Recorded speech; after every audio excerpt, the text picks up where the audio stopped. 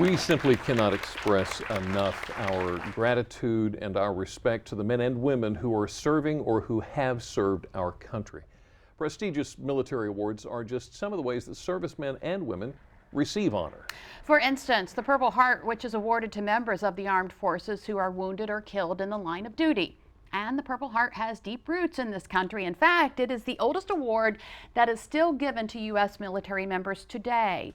According to the Military Order of the Purple Heart, since World War I, there have been almost 2 million Purple Hearts awarded. And out of that number, they estimate that there are only about 500,000 recipients still living. Delmarva Life's Sean Stryker recently caught up with a few men from right here on Delmarva to find out what the award means to them and how they're now helping other veterans. The Purple Heart is an award for members of the armed forces who have been combat wounded or killed in action. It's one that no one really sets out to receive, but if they should come away with one, like these 3 Vietnam veterans, they wear it with pride. And I think it means to me, that I was there, I shed blood for the meaning of the service for the country, or what we were told to do at the time. We were spared for a reason. We lost a lot of comrades in Vietnam that received the Purple Heart, but we were spared, so we carry on their legacy, and so that's what I try to instill in everyone else. It was, when I picked it up,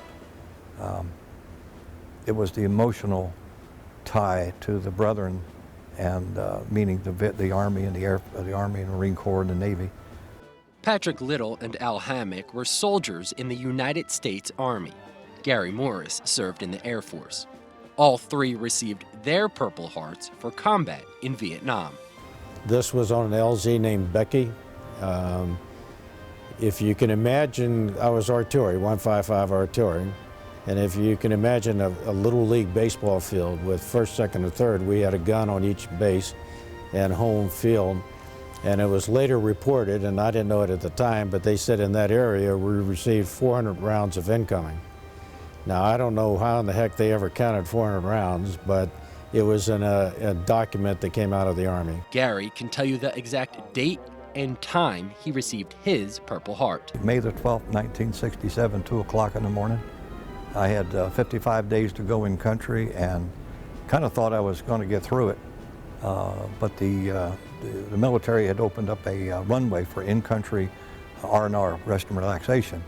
And as soon as they opened that runway that night, the VC hit it with rocket mortar fire. And I was with a mortar outside the building I was in, and picked up shrapnel from that.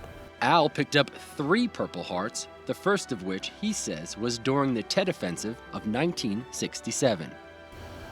During that particular offense, we was involved mostly in hand-to-hand combat with the enemy. So I was wounded, medevac to the hospital in 9K, stayed there for 2 weeks, and after that I was patched up, I went right back to the field. And now today, decades removed from their time in Vietnam, the men spend time with the Military Order of the Purple Heart, helping other veterans. The Military of the Purple Heart is an organization that's formed of combat wounded veterans. Everybody that has a Purple Heart was combat wounded or has died in service. We have about 45,000 members in the United States, in Guam, and it's basically an association that helps other veterans and helps other people in our organization. Pat is the national commander of the MOPH. He says while membership may be restricted to combat wounded, they're there to support all veterans and their families. Well, we have probably our main expense is our service organization.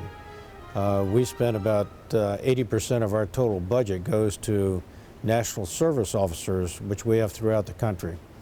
They handle a claim for a veteran when they get out of the military and handle their claim through the Veterans Affairs, Veteran Affairs and the hospitals, so that they can get disability or any other the resources that the VA supplies to them.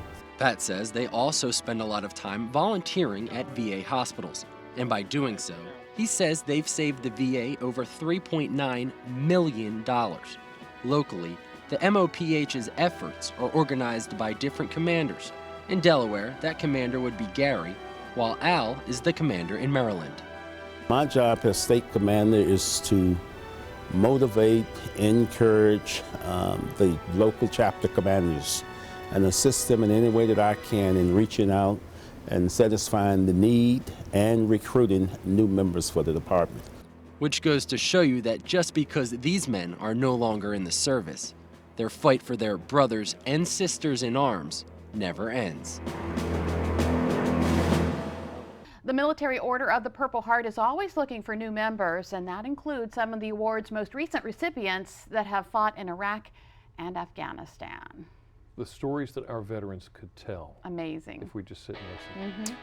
Well, sometimes when you suffer an injury, it can greatly impact your brain function, especially if you endure a concussion. People often think concussions create permanent damage, but that's not always the case.